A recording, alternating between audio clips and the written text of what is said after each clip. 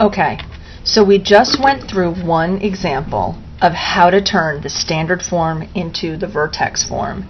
And this one, actually, remember the one that you just looked at, this is actually number 1 on your worksheet, okay? So now we're going to do number 3 on your worksheet. And what I did is I just simply rewrote the vertex form.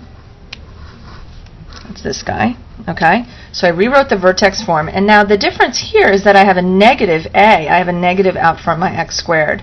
And remember, when I complete the square, a has to be 1. A must equal 1 in order for me to complete the square. So we're going to do a little bit of a funky thing going on here. The first thing we're going to do is exactly what we did on the first one, is we're going to get rid of this 59 on this side, and we're going to throw it to that side. So I have y plus 59 equals negative x squared minus 14x. Now again, my a has to equal positive 1. And right now, it's negative 1.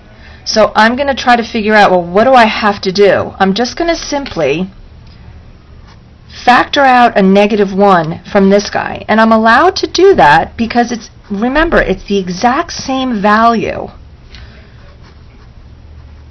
I'm just writing it differently. So I factored out a negative 1 from there. And now I'm going to complete the square that's inside here. And this is going to be the trick. So what do I have to do in order to complete this square? I have to add 7 squared. And remember, that's kind of inside these parentheses. So I can't just add 7 squared onto this side. This is why it gets a little tricky. I'm going to show you the work over here. If I'm adding 7 squared inside this parenthesis, but there's a negative 1 outside the parenthesis, what are we really adding to both sides of the equation? We're actually adding negative 49, or we're subtracting 49. So on this side, we have to subtract 49. And that's why this one is a little tricky.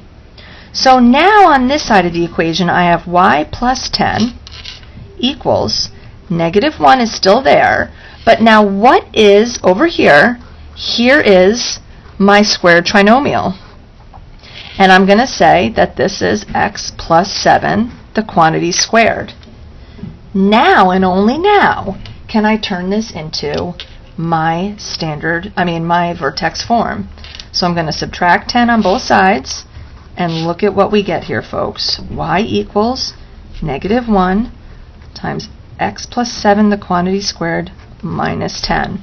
So again, I want you to pause this before you look at my answer, and I want you to say, what is the vertex and what is the line of symmetry? So pause it right now while I'm writing this down.